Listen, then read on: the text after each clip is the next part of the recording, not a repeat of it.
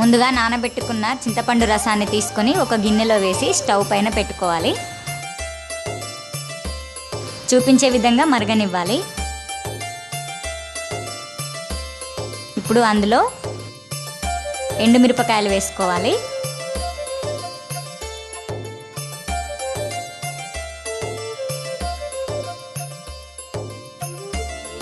కరివేపాకు వేసుకోవాలి.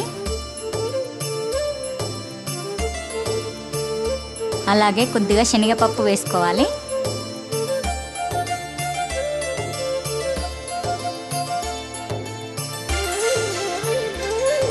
తగినంత ఉప్పు వేసుకోవాలి.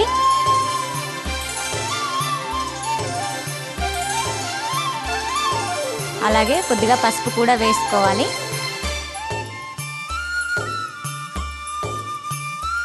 ఈ మిశ్రమం చిక్కబడే వరకు మరగనివ్వాలి.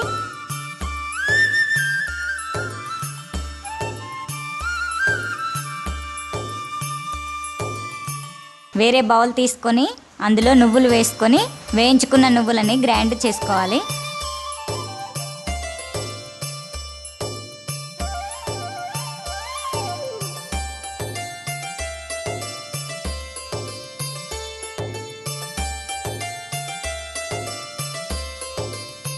ఇప్పుడు ఈ చింతపండు రసం చిక్కగా అయిపోయింది. ఇందులో తాలింపు పెట్టుకోవడానికి ఒక కడాయి తీసుకోవాలి. అందులో ఆయిల్ వేసుకొని ఆయిల్ వేడెక్కాక జీలకర్ర, ఆవాలు,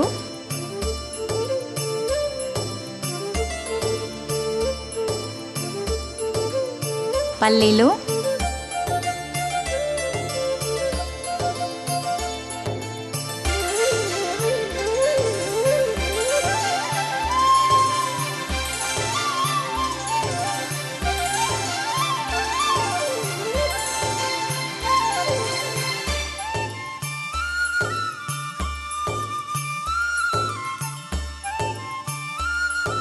పల్లీలను వేసి వేగనివ్వాలి.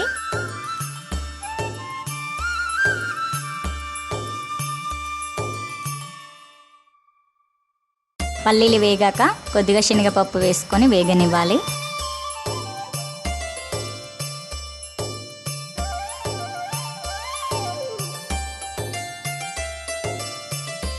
ఇప్పుడు కొద్దిగా మెంతులు వేసుకోవాలి.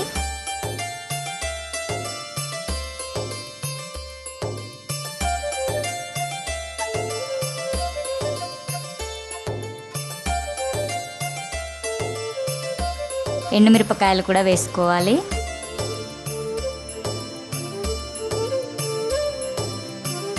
కరివేపాకు కూడా వేసుకొని వేగనివ్వాలి.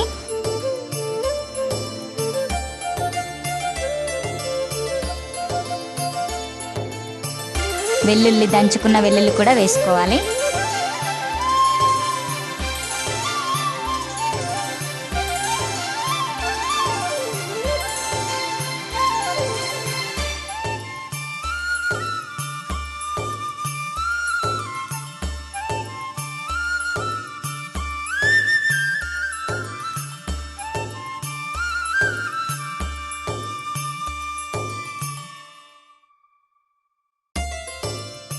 ఇవన్నీ వేగాక పసుపు కూడా వేసుకోవాలి.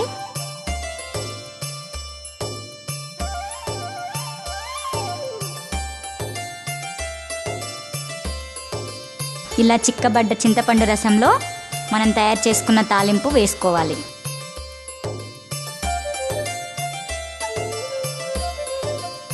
ఈ మిశ్రమాన్ని ఒక 2-3 మినిట్స్ స్టీమ్లో పెట్టి ఉంచుకోవాలి.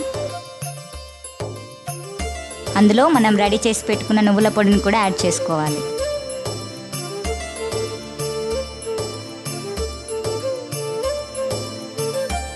ఒక టీ స్పూన్ షుగర్ కూడా యాడ్ చేసుకోవాలి.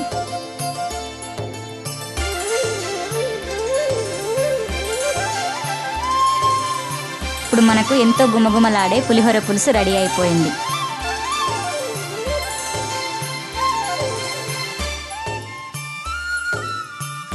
ముందుగా కుక్ చేసి పెట్టుకున్న రైస్లో ఈ పులిహోర పులుసు వేసుకొని కలుపుకోవాలి.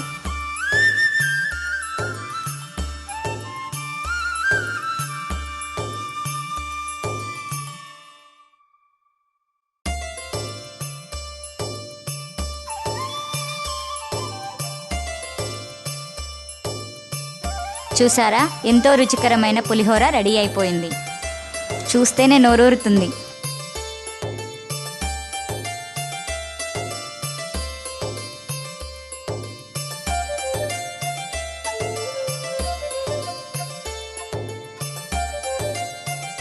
మనం ఈ పులిహోర పులుసుని 1 వీక్ వరకు స్టోర్ చేసి పెట్టుకోవచ్చు.